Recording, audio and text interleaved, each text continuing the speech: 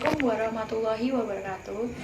Kami dari kelompok 4 yang beranggotakan yang pertama Dias Prabayudistira NIT 2019-3031, yang kedua Iwan Maulana NIT 2019-3036, yang ketiga Mudayat Adi Prasetyo NIT 2019-3041, yang keempat Rafli Rianza Putra NIT 2019-3043, dan yang terakhir saya sendiri Fania Atalia Rosilawati NIT 2019-3047. Di sini saya sebagai moderator, dan kelompok kami akan menjelaskan tentang uji normalitas data. Pengertian uji normalitas data. Uji normalitas adalah sebuah uji yang dilakukan dengan tujuan untuk menilai sebaran data pada kelompok data atau variabel. Apakah sebaran data tersebut berdistribusi normal atau tidak. Berdasarkan pengalaman empiris beberapa pakar statistik, data yang banyaknya lebih dari 30 angka atau N besar dari 30, maka sudah dapat diasumsikan berdistribusi normal. Biasa dikatakan sebagai sampel besar. Namun, untuk memberikan kepastian data yang dimiliki berdistribusi normal atau tidak, sebaiknya digunakan uji normalitas. Karena belum tentu data yang lebih dari 30 bisa dipastikan berdistribusi normal. Demikian sebaliknya, data yang banyak kurang dari 30 belum tentu tidak berdistribusi normal. Macam-macam uji normalitas data. Ada beberapa macam metode untuk menguji normalitas data yang digunakan. Di antaranya yaitu 1. Uji grafik, 2. Uji normalitas dengan skewness dan kurtosis, 3. Chi-square, 4. Kolmogorov-Smirnov, 5. Lillieford-Shapiro-Wilk. Syarat pengambilan keputusan uji normalitas data. Syarat pengambilan keputusan. Untuk metode uji grafik, syarat pengambilan keputusannya adalah data dinyatakan berdistribusi normal apabila sebaran titik-titik berada di sekitar garis dan mengikuti garis diagonal, maka nilai normal. Dan sebaliknya, data dinyatakan tidak berdistribusi normal apabila sebaran titik-titik jauh dari garis dan tidak mengikuti garis diagonal. Untuk uji skewness dan kurtosis, data dinyatakan normal apabila nilai skewness-nya berada di rentang min 2 sampai dengan 2 dan nilai kurtosisnya sama dengan 3. Apabila nilai kurtosis kurang dari 3 disenut dengan nilai kurtosis, dan apabila lebih dari 3 disebut dengan leptokurtosis. Untuk uji Chi-square, syarat pengambilan keputusannya sama, yaitu dengan nilai SIG lebih dari 0,05, maka data berdistribusi normal. Jika nilai SIG kurang dari 0,05, maka data tidak berdistribusi normal. Langkah-langkah mencari uji normalitas data. Kali ini saya akan menjelaskan tentang bagaimana langkah-langkah untuk mencari normalitas data dan menggunakan metode Kolmogorov-Smirnov. Oke, langsung saja kita membuka Excel. Nah, di sini saya sudah mempunyai data tabulasi untuk 40 responden. Data tabulasi ini diperoleh dari penelitian tentang pengaruh motivasi terhadap prestasi taruna. Nah, seperti itu. Nah, langsung saja kita mengcopy variabel X dan variabelnya ini, variabel Y-nya.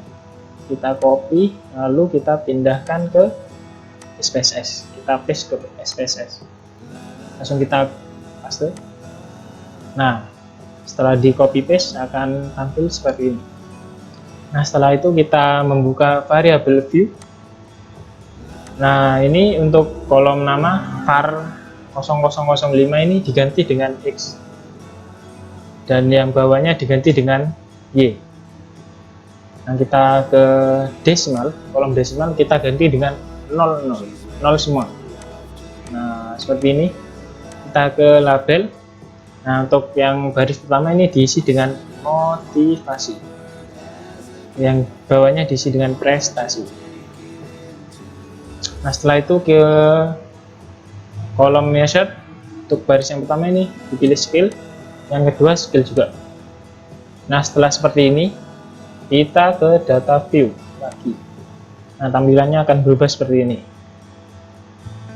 Nah, sebelum kita mencari uji normalitasnya dengan mencari nilai signifikasi Kolmogorov-Smirnovnya, kita mencari nilai residual terlebih dahulu. Kenapa demikian?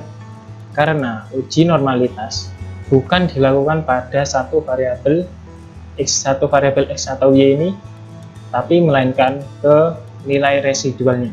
Jadi kita mencari terlebih dahulu nilai residualnya. Oke.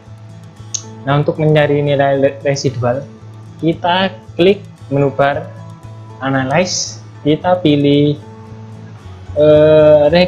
regression. Nah, kita terus pilih linear. Kita klik aja. Nah, akan tampil tab seperti ini. Nah, kita pindahkan motivasi ini ke independence. Nah, prestasi atau variabel Y ini ke dependence.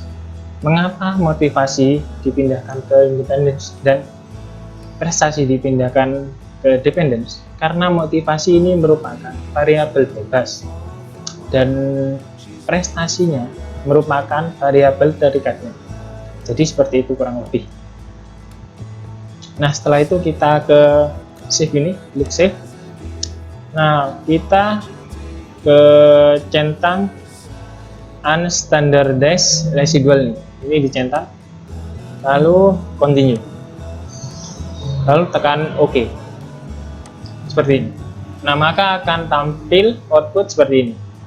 Nah, kita berikan saja output ini, kita kembali ke jendela data yang tadi. Nah, kita kembali seperti ini. Nah, akan muncul nilai residual dari data X, dari variabel X dan Y. Akan muncul seperti ini.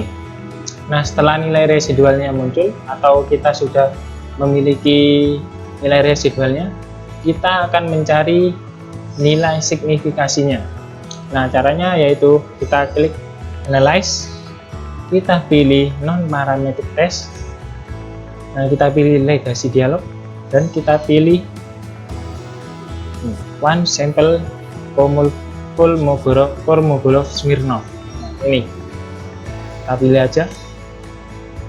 Nah, kita pindahkan yang unstandardized residual ini ke test variable list. Kita pindahkan seperti ini. Nah, kita centang normal.